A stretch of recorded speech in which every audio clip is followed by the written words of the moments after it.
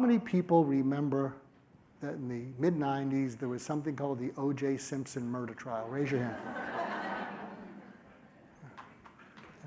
And how many don't remember it? Well, that's good, because if you raise your hand, they'd say, geez, either they're too young or they don't get out enough. So on September 15th, 1995, of course you remember where you were. I remember where I was. There was a character in the O.J. Simpson murder trial named Detective Mark Fuhrman. How many people remember the name Detective Mark Fuhrman? Not really America's sweetheart. And so he had, during the trial, he had said that he had never said something called the N-word, which just triggers all kinds of awful reactions. And then, if you remember, at the end of the trial, certain tapes came out that said that he had said the N-word. So on September 15th, 1995, he was in the courtroom taking the Fifth Amendment. Everybody knows what the Fifth Amendment is. I refuse to testify. Now, while he's there and everybody in the world is watching him take the Fifth Amendment, I'm up on the top floor of the criminal courts building, sequestered, because F. Lee Bailey, who was an attorney for O.J. Simpson, had accused me of brainwashing, drugging. I mean, my background is a medical doctor. Doing something that made Detective Mark Fuhrman withstand the cross-examination before the N-word came out. So I was being sequestered up in this room by myself to see if he said nobody helped me, and if it turned out I'd helped them. And I have no impulse control, so I'll say this. And so when people say, did you help him? I said, I never laid a bloody glove on the guy. I swore I wouldn't use it, but I use it every time I speak. At any rate, so I don't know what's going on. And something you need to know about me is I push myself into very difficult, challenging situations. And I push myself to the brink of panic, but I never panic. I get smart. But I will tell you that I'm going to die with a smile on my face because I'll have the heart attack. And just as I'm dying, I get the smile. I got it.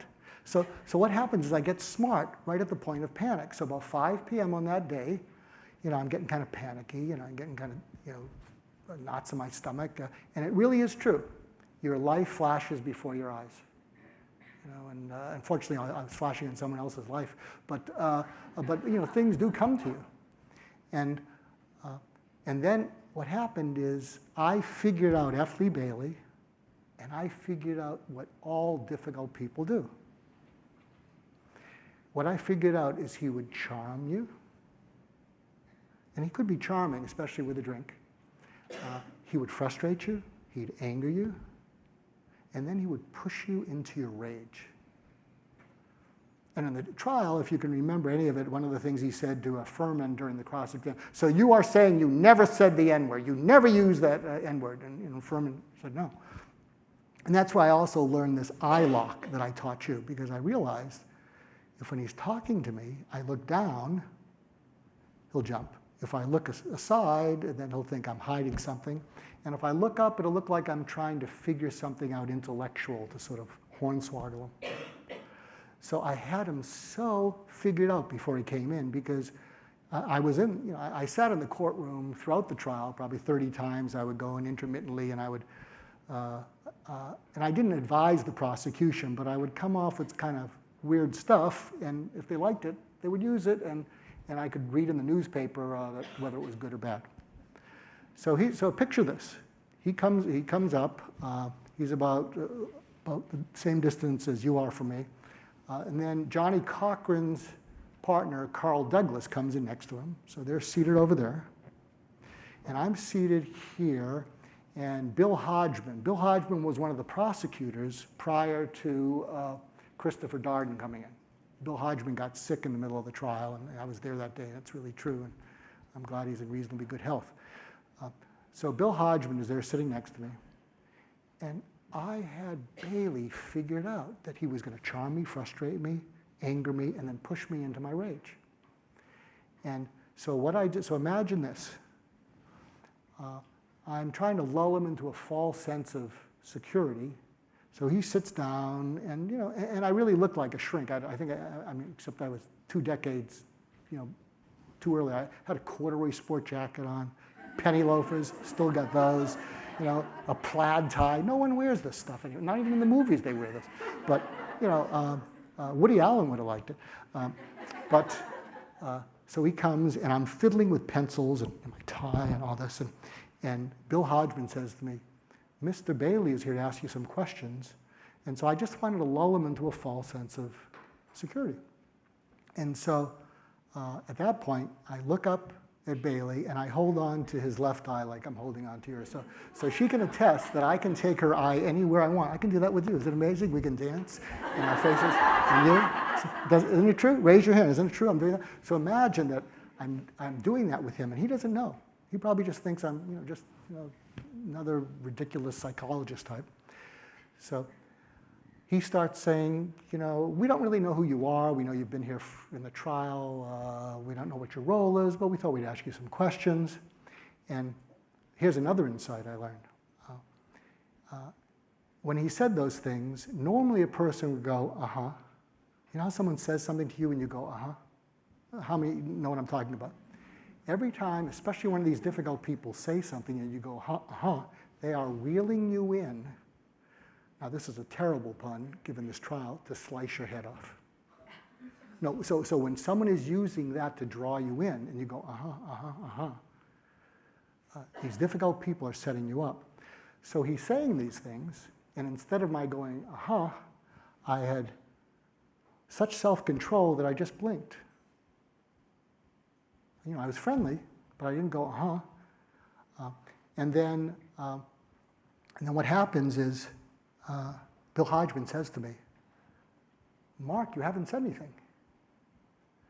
And it was at that moment, it's kind of like, the guy, like you can't relate to this, but the guys you do, it's like the Rocky Balboa moment when he gets up off the mat, and he's going to win.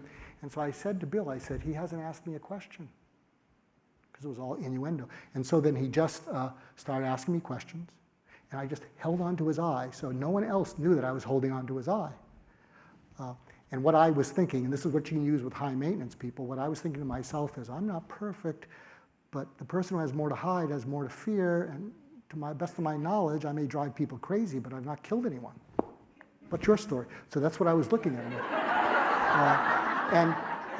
And so he picks up speed.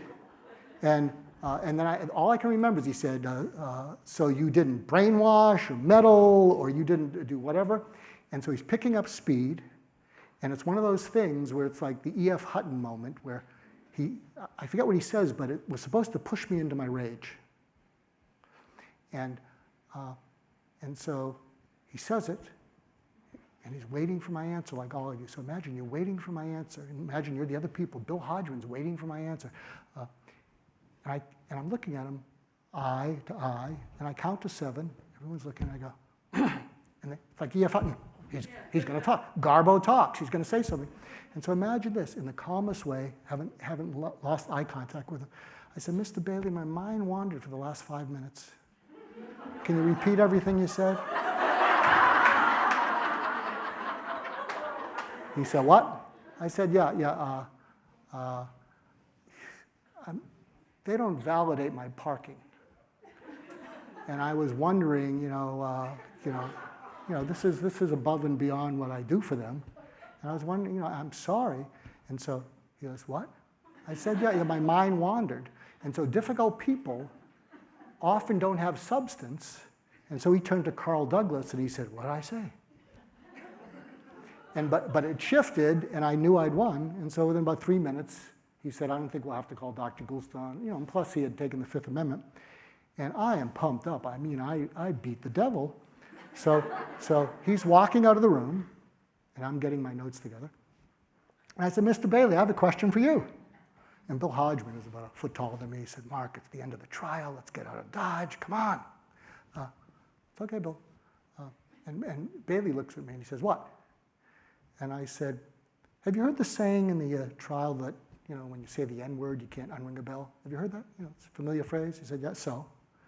I said, well, in front of the world, in every media thing yesterday, you associated me with Detective Mark Furman, who is now despised more than anyone in this country because of those tapes.